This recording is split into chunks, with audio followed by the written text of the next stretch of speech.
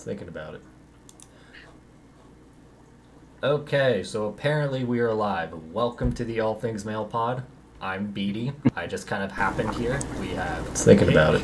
who is a renowned doctor, and then we have Perv, who is a soft tissue specialist and an elite power lifter. So the way this is going to work, guys, is that we already got submissions from the All Things Mail Pod subreddit. Top comments, posts, etc. are voted on by you guys, and we will talk about them.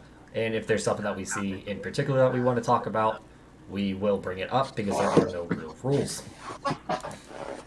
Okay.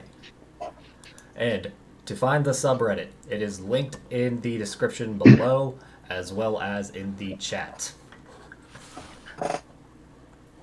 And this also will be available, I don't know, probably in a day after we're done filming it here. And we already lost 3 watchers. Okay. So, first question is about regiments from Javelin. Javelin had a few of these questions. Is it better to combine length and girth training or to do them separately on a day-to-day, bi-weekly, or monthly basis? Example is length on 1 week and girth the next. This is for penis enlargement for those who are uninitiated. You guys take it away. All right, let's start with Perv. Well, I think there are a few ways that this answer could go as far as I'm concerned. How you want to periodize your training is probably going to be primarily determined by what your primary goal is. Do you want mostly length or do you want mostly girth? We do know that there is a sort of accommodation that happens in most soft tissues when you're straining them repeatedly at about 8 to 10 weeks, and then after that, you sort of need to decon or at least lighten the total volume overall to a place where the body can sort of reset and recover, and that's one of the reasons that I think Beatty and I have talked more, and the more and more we go on, the more I think we're figuring out that rest is just a crazy integral part of this that not necessarily a lot of the old school guys got wrong, but they just didn't necessarily consider. I think a lot of those guys were sort of the more is better. So if I was to break it down, I would have to say you may want to periodize it in terms of just like you would training. And of course, I'm a meathead, so I'm going to think about this like a power lifter. In powerlifting or in strength training, we have what we call macro cycles, which are a period of months or potentially even a year. So that's your year-long plan or your 3-month plan. You have a mesocycle, which a mesocycle could be anything from 3 to 4 weeks, and then you have microcycles. Microcycles are what goes on in 1 week's time. So you could potentially approach it like you're saying. I think you could potentially approach it on an alternate day, one length and one girth. However, going back to me and being a meathead, you're not going to get 100% of the length results that you would if you focused on length, and you're not going to get 100% of the girth results that you would get focusing on girth. It's sort of like recomping. Like if you bulk, you're going to get bigger. If you cut, you're going to get smaller. If you recomp, you can do both, but it's going to take twice as long to do, Beatty's making a face. I'm trying to interpret what you're saying. So, in my opinion, you're mostly right. I just think I have a different way of thinking about it. Since we have such a small amount of time that we can generate work without overworking, if we are mixing, say, 20 sets of expansion work with pumping and then an hour or 2 of length work, we're going to just be chronically overworked and we're never going to actually see positive tissue adaptations. So that's why I predominantly separate my stuff in 6 months blocks. All right, come on, let's go. Yeah, no, I agree with that. I agree. Any comments, Hank? So, I mean, Perf mentioned those like old school heads, and in some ways, I think these guys like know nothing, and in other ways, I like kind of agree with them.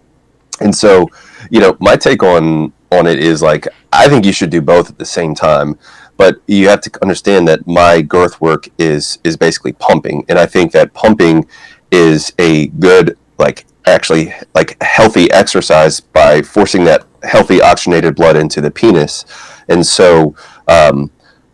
I do agree with like if you have to focus one way or another, you need to focus on it. But I think that, I mean, in my experience, I made both length and girth gains at the same time. Now I've only tried like one method, which has basically been stretching and pumping synchronously. But when people ask me what do I recommend, I typically tell them to do both at the same time because especially for length work for girth work, for example, even if people aren't going for girth work, I typically tell them to do some sort of manual stretch because I think it's like, for lack of a better word, kind of priming the tunica for expansion.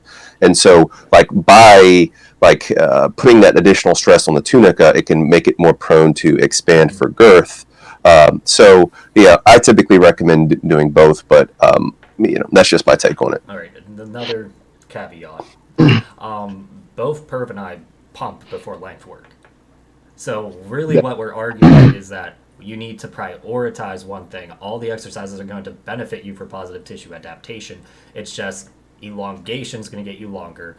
Pumping and clamping are going to get you thicker faster. So pick and choose what you want, but you're going to need a little bit of each for optimization. Yeah.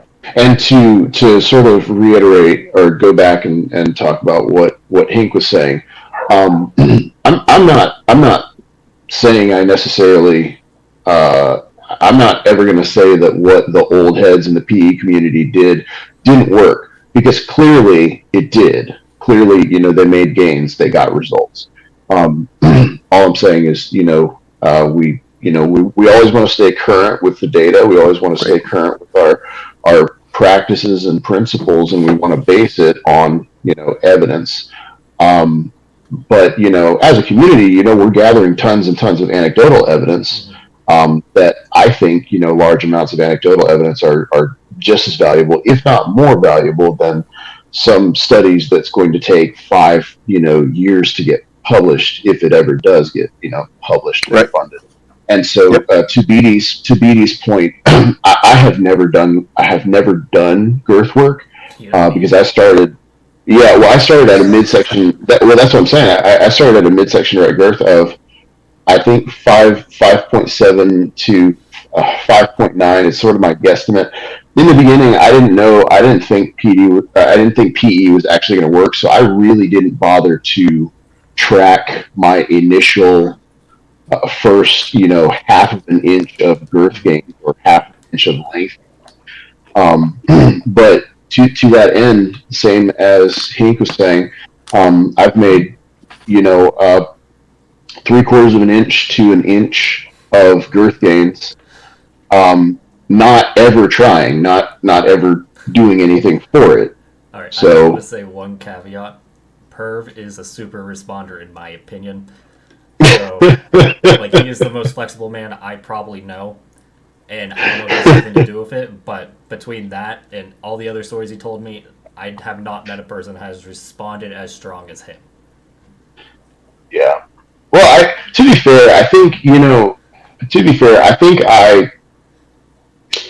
I knew a lot about soft tissue coming into this. And so I think I think I'm a good example of somebody who came into this and practiced what I think is the most intelligent approach to PE from the beginning.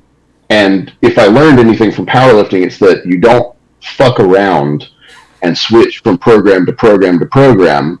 You stick with one thing, and you see where that gets you. And so I see a lot of guys that jump from interval extending to static extending to hanging for 9 hours a day to using an ADS, and then they're at the end of the year they're like, I haven't gained anything. It's like, well no shit, you didn't fucking stick with one thing for long enough to see if it actually even works. Yeah, basically you can tweak the accessories, but you can't tweak the meat and potatoes of the routine. Yeah, absolutely. You were going to say something, Hank.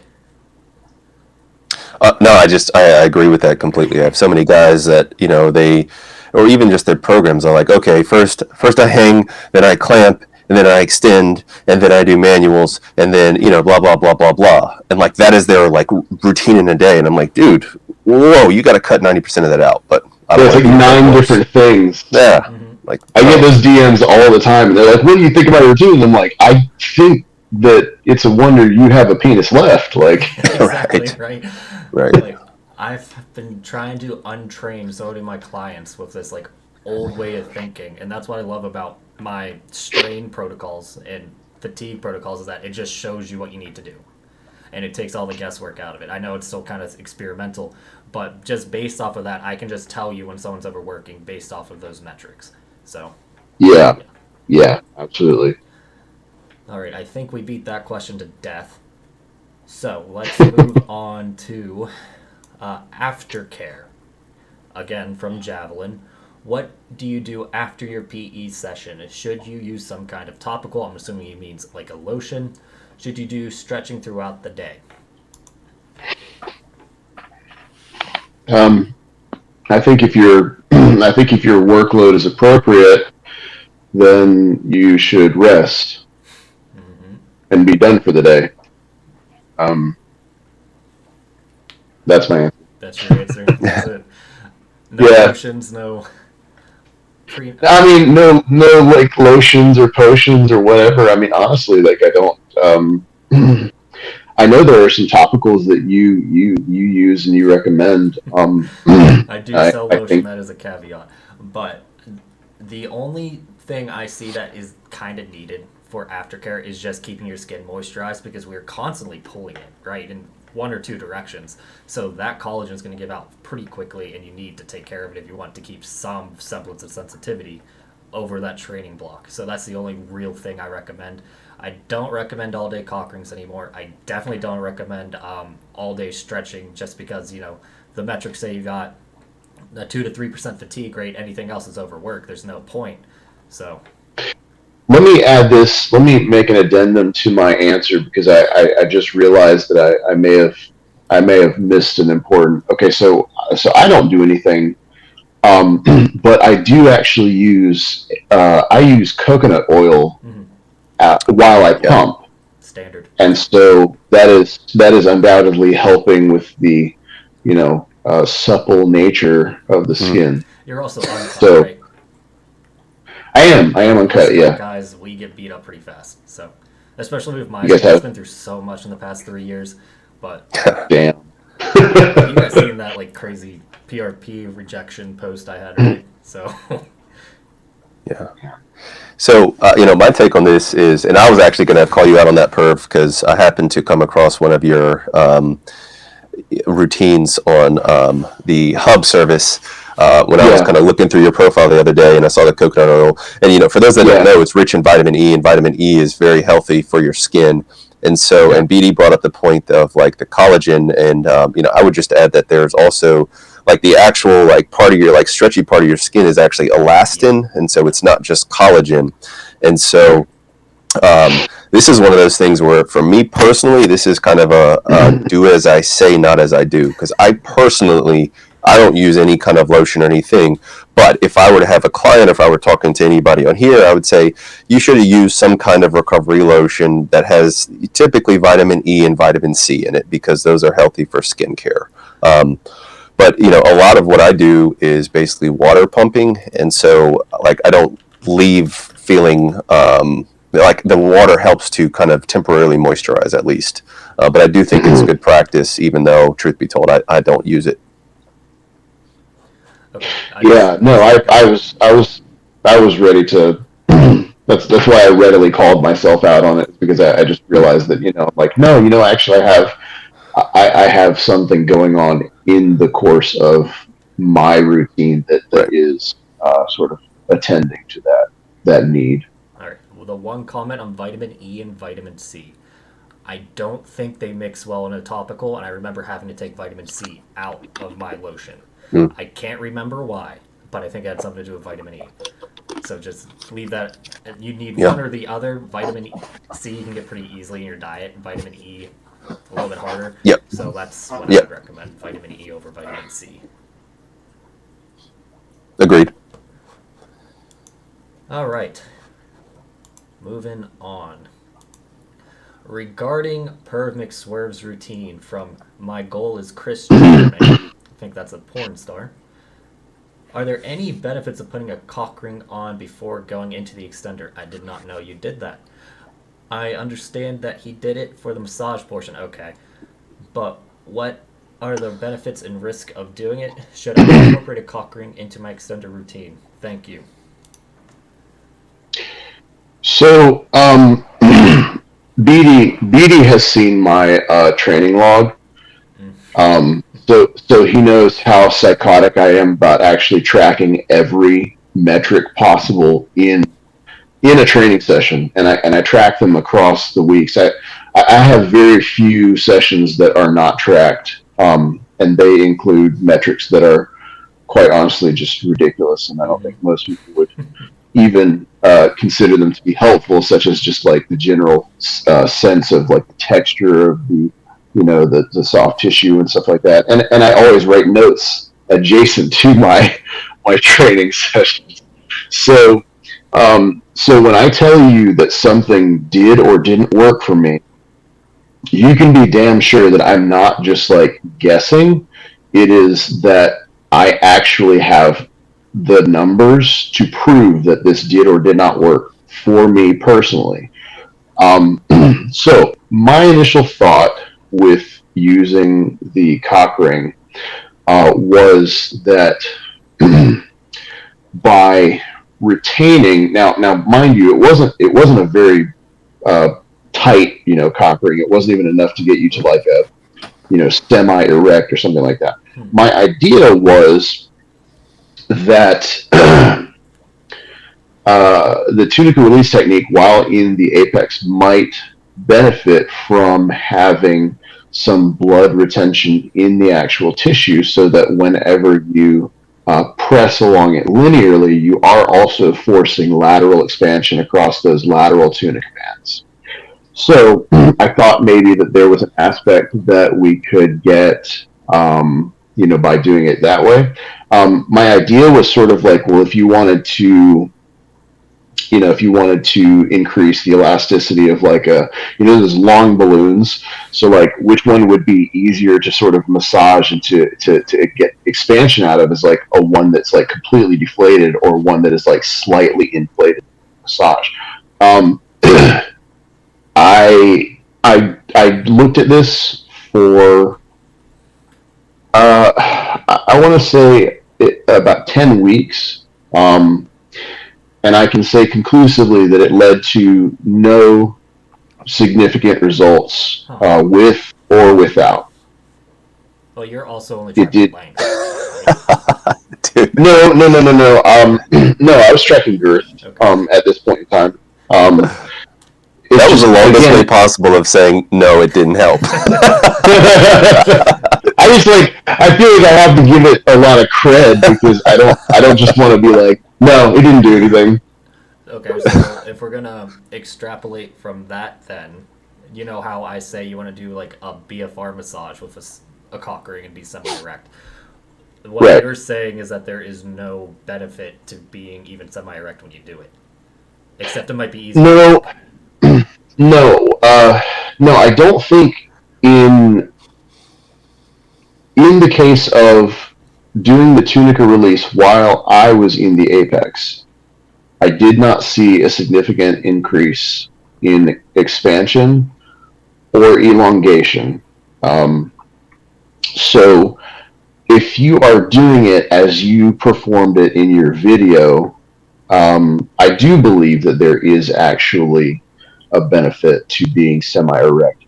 Even if it's just, it's a little easier to handle if you are semi-erect. I also believe that the tissue being a little bit more rigid, so that you have something to sort of press into that resists, Because what we're looking for in the case of the superficial and deep fascia and the tunica is we're looking for shearing forces. We're not necessarily looking to do any kind of like real damage. We're providing what we like to call slide glide. So to that effect, it's sort of like performing myofascial release on people who are like really fat. It's somewhat hard to release the deeper layers of fascia because it's, you know, you need an inordinately harder pressure on them versus someone who is leaner. So I believe that the way that you have done it in your video may actually be significant. But I think that being in the extender is actually what provides me with that resistance. Okay, I gotcha. Does that make sense? That makes sense to me. Okay. Real quick, just technical difficulties. Am I still too quiet? Particularly precision in the chat. Let me know. All right, you're going to say something, Hink. No. Nope. Okay. This is a bit out of Hink's wheelhouse. He's very keep it simple, stupid. Me and Perv are the people that are like doing all this weird experimentation, extrapolation. So. Fucking around, yeah. That's more just a matter of time. Like if I had more time to sit down, like I probably would. No, I don't have time right now. I haven't done PE in 2 months. Yeah. So. Fair. But yeah, Perv is gonna be the biggest guy on our subreddit in like 3 months, and there's nothing we can do about it. Oh, listen. I have an update I'm gonna do, and I think I already told you, BD. In the last 60 days, Yeah. over 22 sessions in the last 60 days, pumping and extending. No longer. The whole session is no longer than 70 minutes. I have gained a quarter of an inch, and in 60 days. So 60 days, 2 months, 22 sessions, a quarter of an inch. That's pretty efficient. So yeah, that's why I'm saying I really think that the right kind of strain matters more than just having shit tons of strain and long periods of strain. Exactly. And well, that's like our whole, that's our whole spiel, right? Yes, exactly. Well, and this is something that I've said before. When I first came onto the scene, I was like, look, guys, you don't need to be doing a bunch of stuff. My routine is like 20 to 30 minutes of manual stretches and then 20 minutes of pumping, and like that's it. And I'm not gonna like act like everybody was like throwing pitchforks and stuff, but at that time, everybody was like, I do this and I do this, and it was like these 120-minute sessions, and now everybody's like, oh yeah, Perf and BD, this is our thing to have the short sessions, and I'm just like, hold up, guys, like hold up. You paved the way, man. Thank you. Yes, give homage. That's what I wanted. Thank you, Perf. No, I'm just saying this. My book about how we kept adding more and more to the routines and the old school methods, and it's because the blind were leading the blind, and then since we're dealing with such insecure topics, it was just, well, I better do as much as I can. Yeah. But it just turns out the lazy ones, not saying Hank is lazy, the short on time ones were actually the one making gains because they weren't able to dedicate 3 hours a day to it. So. Yeah. No, but that's the thing is that over the past, and I do plan to do a little write up on it because I think it's the most efficient gains that I've had over the shortest amount of time, and we're already talking about somebody who's made over 2 inches of gains at this point. Shut up, Edie. It's just envy at this point. I just but I mean 2 inches. Well, that's what I'm saying. That's what I'm saying is that I really do think I don't disagree with you that I probably am a hyper responder, and I do think that we know that some people have more or fewer tunica layers. You've already pointed out I am very flexible, and I don't have to do much to maintain. I don't have to do much to maintain it. For context, his squat is this wide, his feet, and then he's still able to support 800 pounds on his back. Because of how fast 905. Sorry, 905 pounds. So this guy's almost squatting a ton. Meanwhile, I can barely get 405 with my stiff ass stance.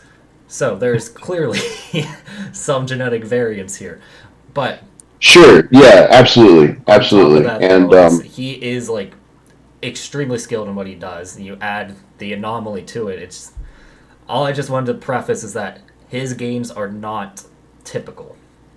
they're not. They're not. But I do think that more people could have atypical responses Yeah, if we change the dogma that you need more work than you need rest. Because clearly, 60 days, 22 sessions, 70 minutes per session. You do that math, and I mean, what is the the ADS guys are out here saying it takes 1,000 hours to gain an inch. so that is an old topic or or adage. Right, right. But I mean, it's still one of these things that I see pop up every once in a while. But no, I just again, and I think that that's just I'm not going to beat that topic to death, but Yeah. um, but yeah, the most efficient gains that I've ever had or actually seen have come from doing less and not doing more. Well, it does bring up a question that I get asked because I'm also an advocate of like sometimes less is more, and so, but there at the same time, I'm like, here's a study on extenders, and it showed that 4 to 6 hours of extending, 4 to 8 hours of extending, is what actually led to this data, and so I kind of feel Sure. almost hypocritical when I'm like, there's published evidence for this, but then they're like, but what you're saying. Because I'm like, look, if you do 20 minutes, maybe 30 minutes of stretching, max is 60 minutes. That's all you need. So it is kind of, how do you guys reason that? Okay, so let's break Well, it down. An extender is going to be what, about 2 pounds of tension at most. Your arm, I don't know about you guys, but my arms can do like one arm tricep pulls of 45 pounds. So if I can do that for a minute, that's 45 pounds of tension. I mean, next time you go into the gym, BD, take a low cable and put it in between your legs, and I just want to see how much you can, like, just. I mean, I already do that. It's like, but anyway. We need to quantify this data. Exactly. So we have the spectrum of work, and the less weight you use, the more time you need, and vice versa.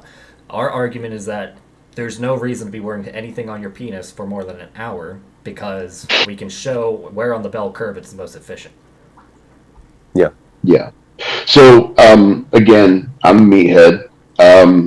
I think of things like they are in training. So there's a really great meta-analysis put out by Schoenfeld and Contreras a few years ago, and they looked at something close to or over 100 studies. And basically, they found out they studied sort of the X and Y axis of the age-old question: is it better to do high reps and low weight, or is it better to do high weight and low reps? So they studied nearly almost every popular interval between the sort of venerated time-tested 5 sets of 5 up to like 5 or 6 sets of 20. Mhm. At the end of a 12-week study, they actually found that there was no clinically significant difference in between the two groups. Now, the only thing that was different is that the guys that did 5 sets of 5 actually had more injuries due to repetitive strain, but their 1 rep max was actually higher. So if we look at these two things on a spectrum and we, make some really broad extrapolations from these, you can say, well, sure, you could do 120 reps with, a 5-pound dumbbell if that's what you want and if that's the time commitment that you have. Or you can do your 5 sets of 5 and get the hell out of the gym. But I think personally that the 5 sets of 5 is sort of like the super heavy hanging guys, and you are going to end up with soft tissue, issues, and to pull the analogy all the way back, like you are just going to end up with a higher 1 rep max, like because you're just training your penis to hang a lot of weight off of, like that's what you're actually training. It's basically a form of stress hardening, right? Yes, yeah, absolutely. So I think that in the same way that Schoenfeld and Contreras showed that there was no difference in the amount of hypertrophy, I do think that there is an actual. I do think that there's an actual difference in the what we refer to as minimum effective volume and maximum recoverable volume. Right. So all of that to say, I think that BD and I advocate a intelligent approach to PE that consists of more rest than it does work. So I don't think you're being a hypocrite. I think you are citing something that is very valid because yes, there's evidence for it. Unfortunately, I mean, to my knowledge, there's no, and there probably won't be for a little while. There's no data available on high tension extending or high tension hanging. No. But again, we have all the anecdotal data to show that people get results from these things. Yeah. Before we wrap this up, do you want to talk about what you're doing for deciding when to rest? Because it's really interesting, but I don't know if it's a cooked idea in your mind yet. No, it's a cooked idea because it's the basis upon which I've actually gained. So the secret sauce, Hink, to how I've gained a quarter inch in the last 60 days over the course of 22 sessions is I have basically taken a concept from training periodization that is known as auto-regulation. Auto-regulation relies on your body to tell you when you need to go heavy and when you need to go light. Now, you can do auto-regulation based off of things like heart rate variability. You can do them off of like first thing in the morning grip strength tests. You can do them based off of more expensive means by like getting like these machines that read your autonomic nervous system, you know, parasympathetic versus sympathetic. So the concept is that like some days you're well fed, you're well rested, slept, you're hydrated, and you can go hard and heavy. That's not always going to be the case. Sometimes you're going to go in the gym and you're just not going to be, you know, ready to do much. And if you do too much, it's going to set you back, not set you up for going forward. So, my program of PE auto-regulation has been this. Every single day, I measure my bone press stretched flaccid length. I know sort of what it is on a day-to-day basis. I also know about how much I can expect it to be at the end of a session. So I was telling BD that like recently, I think my starting number has been 227 to 228 millimeters, and my ending has been 234 to 235. So basically what fuck off. I just want to put it in context for people continue talking. For me, what happens is my body seems to hold on to fatigue for a good couple of days, because if I get, you know, if I end a session, if one day my starting is 227, the next day it will almost assuredly be 228 or 229. And then if I do another session that day, it will almost assuredly the next day be 229 or 230. So here's where the auto-regulation comes in. Going from, please nobody quote me on this fucking math. This is just like roundabout numbers. Okay. Going from 227 to 235 is like 3.6%. Now, if the next day I'm 228 or 229, then it's about 2.5%. If the next day I'm 229 or 230, and now mind you, on all of the end results, I'm assuming that I'm going to hit the same number at the end of these sessions. But if I am 229 or 230 and I only make it to 235, then that's less than 2%. So it's a wasted training session. I shouldn't have done it because I didn't actually exceed the amount, or I didn't actually place the amount of strain on the tissue that was necessary to go on. So what's funny, what I've noticed about this is that some days my body will hold on to a lot of fatigue. I will be like 3 millimeters longer the day after, and I know that I can't hit over 2% going from 229 or 230 to 235. So I won't train the next day. Now, some days, for whatever reason, I'll get 3 training days in a row. And again, I think it has to do with nutrition, sleep. I think it has to do with a lot of factors that we can't necessarily account for in these rigid programs like 2 on, 2 off, or 1 on, 2 off, things like that. But yeah, BD, go ahead and make your. I know you can clarify it a little bit better than I'm just like going on. Hank, do you have any questions? No, my only problem with this, and sometimes I just feel stupid as hell. I mean, but it's like, and maybe I just don't measure enough. But I could measure 3 times, and I would get 3 different measurements. And so when you're talking about like, and I'm not talking about like wide discrepancy, but like certainly with it when we're talking about measuring millimeters, like for me with like at least the little crappy ruler that I use, like. And we're talking about like bone stretch flaccid and like where I'm positioning the ruler, like there's just no way I could measure 2 millimeters of precision. I mean, even in like when I'm looking at X-rays, like they say anything within like 1 to 2 millimeters is like well within like an error just on like how you're measuring.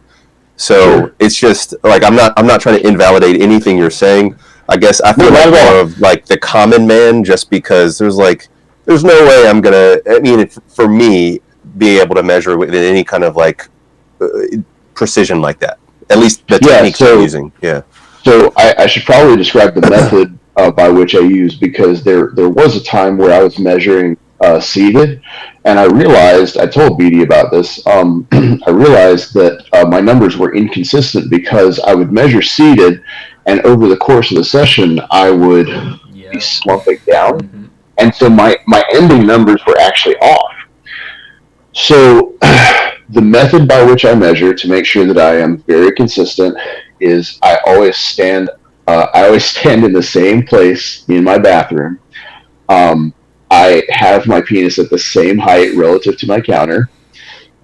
I make sure that I squeeze my ass as hard as possible, pull my flaccid as hard as possible, and push the ruler as hard as possible. So with all of those things, I can consistently measure within a millimeter or 2. Yeah. More power to you, man. Out of care, that's my setup here in this office. Yeah, when it comes down to the measuring, though, I can still have issues when it comes to like just having a bit of extra sweat on my hand. I can't pull as hard, and that can mess up the numbers. So that's why I tend to look at it from a week-to-week basis. Go ahead. Can I tell you something really cool? Okay, so like, I take paper towels and I fold them on top of each other, and I cut little strips off of them. For grip. And I actually wrap that around my glands, and so I can consistently create the same amount of traction in the same place every time. So I get exactly what you're talking about, because I face that issue and I ask myself, like, what is it that I need to do to make these measurements more consistent from session to session? Right. Because exactly what you're saying, like sometimes I would pump or sometimes I wouldn't, and like, it's like, what can I do to eliminate these discrepancies? Once I started doing that, standing up as tall as I can, squeezing my ass, pushing, pulling as hard as you can, my numbers started getting very, very predictable, and that was how I knew I was coming across like really good measurements, is because I could actually track across the days and see I was hitting the same numbers every single time.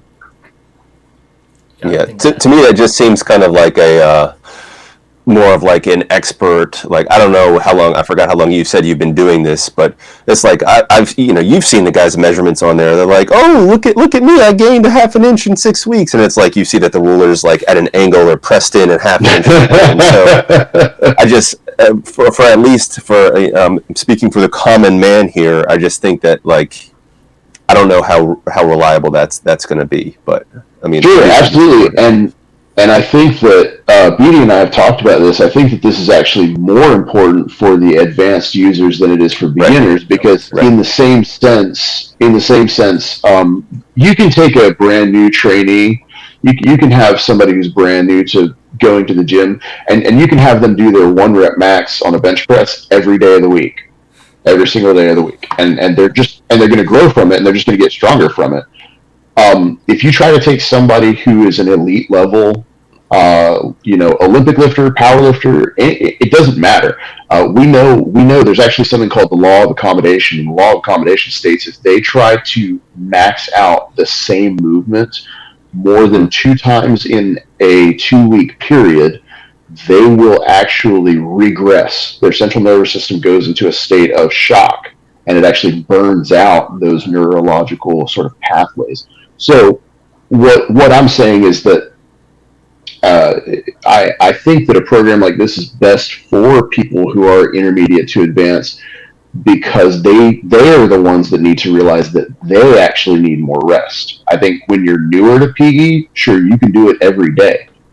But I think that the more advanced you get, I think you actually need more rest, not less. And I know that goes blatantly against what the old school guys say, but it's sort of like everybody's first inch. It's sort of like everybody says like their first inch is the easiest to gain. My second inch was exactly as easy to gain as my first one. And I told BD, I mean, my length gains have been very, very consistent. I've never actually done a full-on like month-long decon or anything like that. But Okay. You've only been doing this for like 15, 18 months, right? I'm gonna write about that in September, because I don't want anybody to make expectations based on how long I've been doing this. What was I gonna say? Okay, back to this fatigue thing real quick. What Perv is doing lets me extrapolate what he's doing and make it much easier to digest for you guys. So what he's really saying is the idea of cumulative fatigue is that if you get below 2%, which means you cannot generate more fatigue than you have currently, there is no point to train, you need to take a break. I set up my routines to avoid ever having to worry about this cumulative fatigue. So that's why I'm like every other day, that's going to be plenty of time to recover.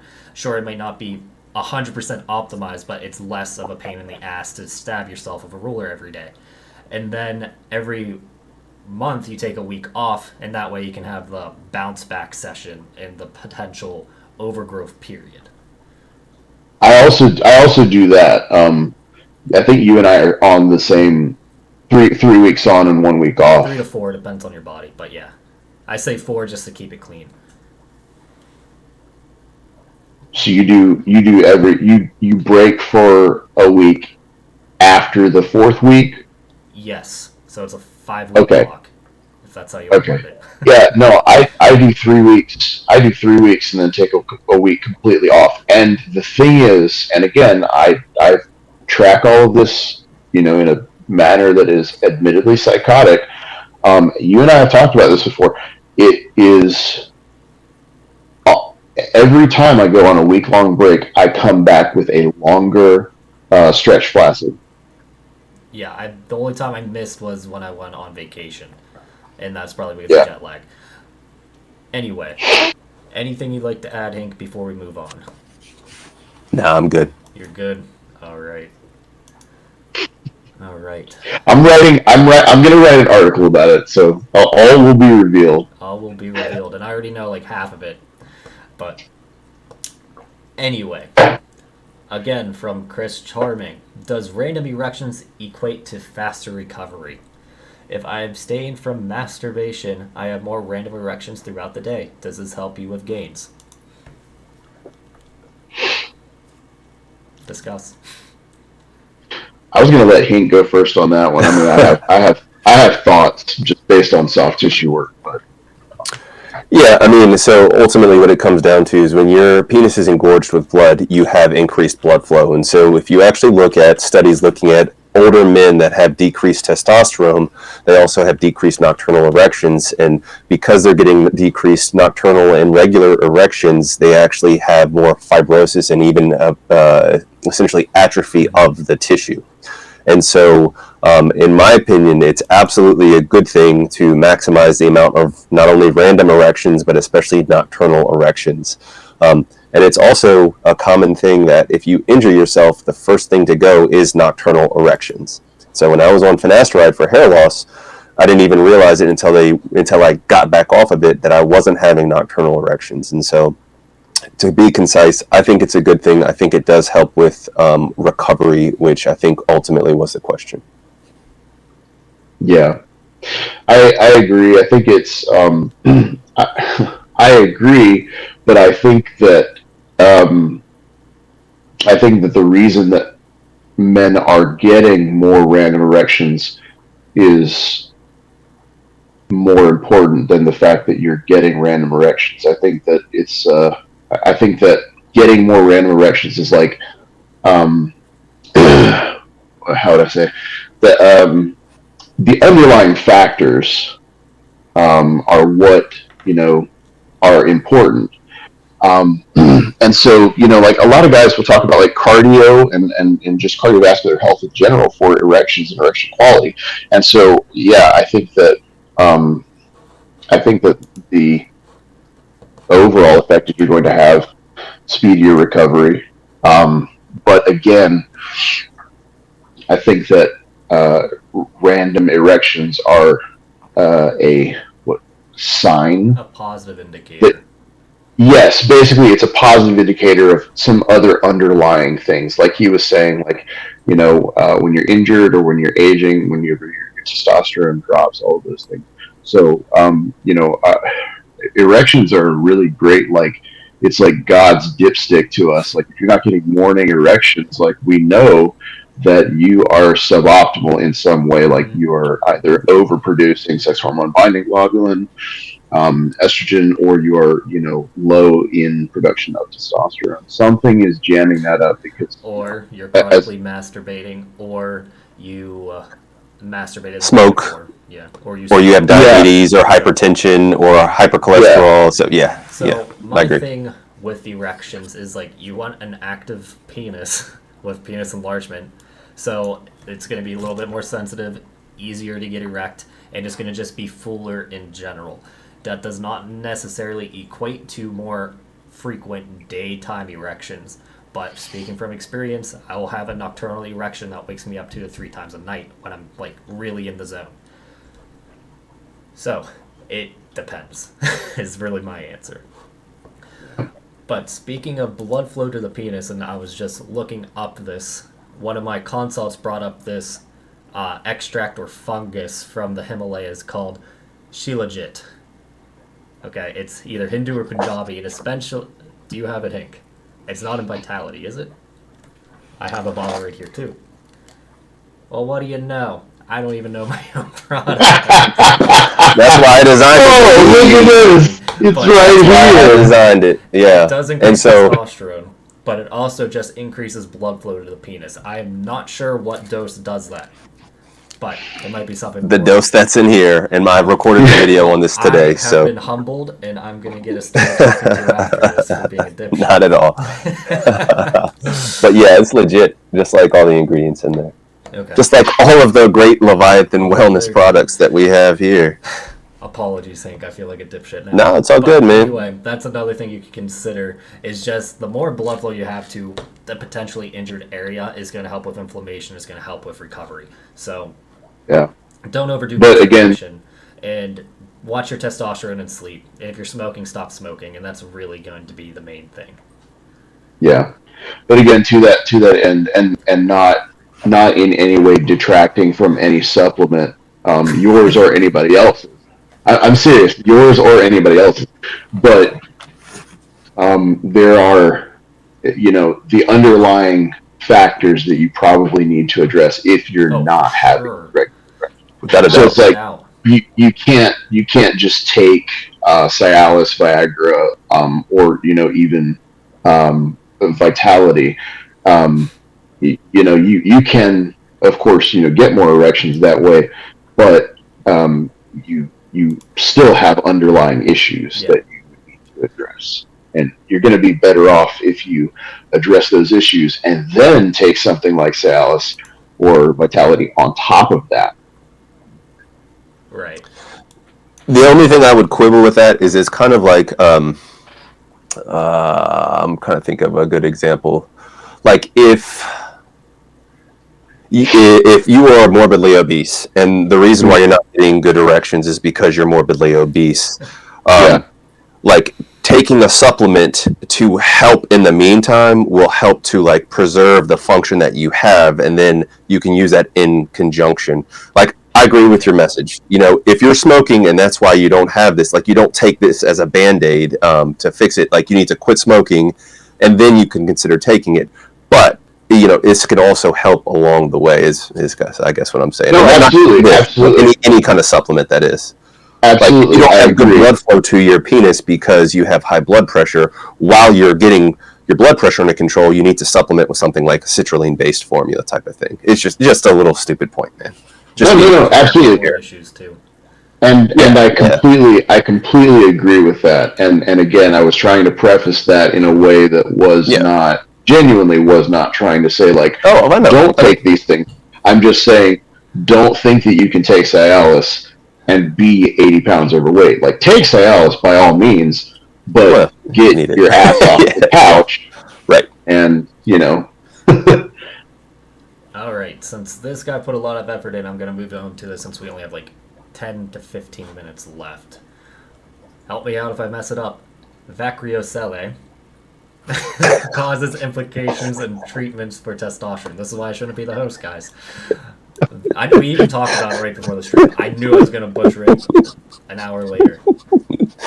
It's all right, man. It's all love. The varicoceles, is that what you said? Varicocele. Sorry, my headphones went out. You said varicocele, right? Yeah. Yeah, of course. Obviously. And so, what was the rest of that question, man? Okay, Sorry. What are the causes, implications, Yeah. and treatments of the testosterone? He basically wrote a 6-paragraph thing talking about how once they got their varicocele fixed, that their testosterone increased in a meta-analysis of 814 men, leading to about 100 nanogram per deciliter increase in testosterone. Let's see. So, I mean, ultimately, I wish I had my editor here for this, because I would say, I made a whole video on this. And so, you know, I made a whole video basically around varicocele, because one of the guys on the Getting Bigger, like, you know, made this post about how he did PE and it ruined his life because he developed varicose veins and ended up with a venous leak. But he also had diabetes and other comorbidities, which led him to be more predisposed to this. And so, for those that don't know, varicocele, it's like a varicose vein in your leg. It's just a pooling of the blood. It just happens to be in your testicle. And how do I know if I have a varicocele? If you reach down and grab your scrotum and you feel something that feels like a bag of worms, then you have a varicocele, most likely. That's literally how it's described in the medical literature. Now, where it can become a problem is really two ways. Number one, you don't get appropriate blood flow from the varicocele, leading to testicular atrophy, or actually, like, the actual volume of the veins actually puts pressure on the testicle and actually leads it to atrophy. And so, atrophy meaning shrinkage. And so, if you have a varicocele, it's causing abnormal testicular function. Once you correct the varicocele and reconnect the blood supply, that's obviously going to correct the testicular issues, and it's going to correct your testosterone. And so, basically, I made a whole video on it. I'm not trying to just like plug my video, but we only have a few minutes left, and so I don't want to waste too much time with that. But you can basically get it embolized or get it surgically corrected. I have a client right now that literally just had one of those procedures like yesterday. All right. He also mentions about 15% of couples in the United States have trouble conceiving, and looks like varicoceles are 1/3 of the primary cause of infertility in men. Let's see.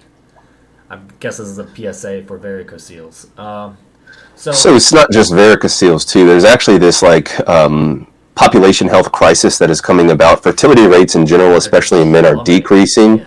And a lot of that is due to things like what we call parabens, PBA, and basically literally these chemicals that have measurable decreases in testosterone. And once again, I just recorded a video on testosterone today and testicular function, and I'm going to be posting that shortly. But I break down all of those things. And so there's a lot. The fertility rates are decreasing for a lot of reasons, and I honestly don't think varicocele is the main reason for that, personally. Right. It might have a slight impact, but it's not going to be the main thing. If you are worried about your fertility, I would suggest getting a little more active, seeing if that increases testosterone, and then that should help with the entire system of reproductive health. But at the end of the day, if you do have a reproductive issue problem, you need to talk to either an endocrinologist or a specialist for conceiving to see what is actually going on. Fertility clinic is what I'm going to say. To Hink's point earlier, supplementing with something like T boosters or something like that is, probably I don't think it's ever going to be a bad idea. But there is, while we do have environmental estrogenic substances and parabens and all those good things, there it still remains this large body of evidence to show that the leading cause of testosterone not being where it should be is just excessive amounts of body fat. Bingo. And low amounts of, and low sedentary. Amounts of yeah, low amounts. Exactly. You nailed it. So yep. What I would say is the number that he cites in here is something like 92 nanograms per deciliter. 97.4 nanograms per deciliter. I mean, depending on where you are on the scale, like if that's a number that's clinically significant to you, it's because you are already way below where you should be. 98 grams per deciliter is not going to make a huge difference for most people. I think it was Dr. John Kreisler who wrote the book Interventional Endocrinology, which I read because I am a fucking dork. So that you need something, to the effect of like 100 to nearly 200% more testosterone if you are facing issues like primary hypergonadism. Hank, you can correct me if I'm wrong, but no, that's not necessarily. It seems as if he's trying to make it seem like getting that repair could lead to an increase in testosterone that would increase fertility. And while I'm not saying that that's untrue, I am just saying 98 nanograms per deciliter is really, you could have that much variation in a day or two. Yeah.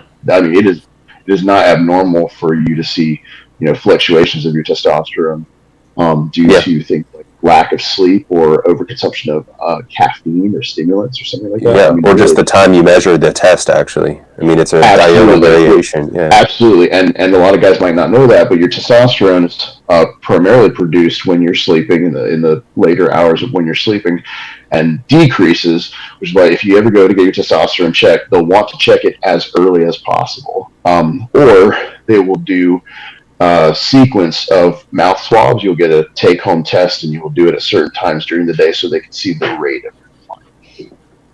I didn't realize testosterone was in saliva. And I'm going to seem like such a freaking skis bag here. So if this stuff, literally, fertility has medically proven literature to increase fertility. So if you're just looking for increased fertility, don't even buy it, dude. Just go on the website and, I made a whole video on all the ingredients, but look at the ingredients and just go into PubMed and search each ingredient and fertility, and you will see that there's an increase in semen production, semen quality, and semen volume. So if fertility is really an issue for you, that can, or something like it, can be a fix. Or Band-Aid. Beatty sent me a bottle of that a while back, and it really does work. Yeah, I had a vasectomy, and I got my girlfriend pregnant. I don't know. Well, miracle in bottle. All right. Anything before we wrap this up, guys? From us, I think there was somebody posted thoughts on heating. Thoughts on heating post session. Any benefit? Post? I mean, post session. Yeah, I don't know if there's any benefit necessarily to it post session. I think that heating during the session may have some benefit, specifically if you are going to be doing something like the tunica release technique, because we do know that fascia has a property called thixotropism, where it turns from a gel to a sol state, or sol to a gel state, and it is modulated by heat. Now, here's the thing is that you don't need that much heat. I know that we talked about this colliginous melting point where it changes states. But that's not actually the temperature that's necessary for fascia to sort of start the demolding process. Yeah, heat after a session's kind of pointless unless you're trying to like reduce edema, because then that's just going to help clear lymphatic channels. But other than that, it's kind of pointless. During a session, it'll help you hit your metrics faster. By faster, I mean maybe 5 to 10% faster. So it's not the be all end all. So, I mean, sorry, were you done, BD? Yeah.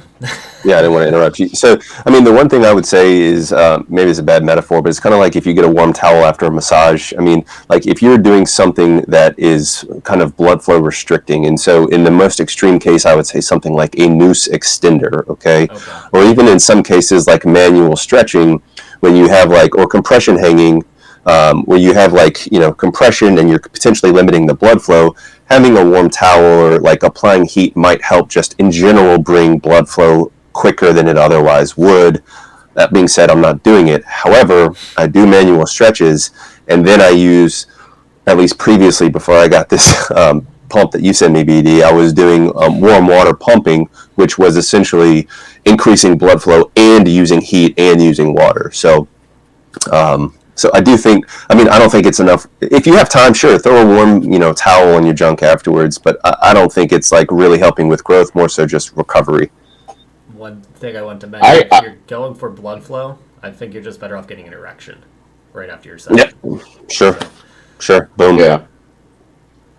I actually think warm water or using like a infrared heating pad or just a regular heating pad around your pump, like while you're pumping. Oh, it changes it for sure, but yeah.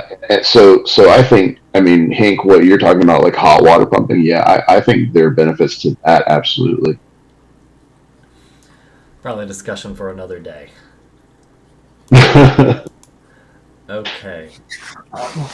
Well, guys, I hope you enjoyed this. The audience, that is. I enjoyed talking with these guys. The audio version will be out in the next day or so, and I'm going to try to do a clips thing with it, just like everyone else does. So if you don't want to hear us go on for an hour, I'll hopefully have highlights available eventually. But I hope to do this soon. Again, if you want to have your submissions answered, go to the All Things Male Pod subreddit, submit your post, and hopefully other people like it enough to upvote it. Again, this is BD, Hank, and Perv, and we'll see you next time. Thanks for watching, guys.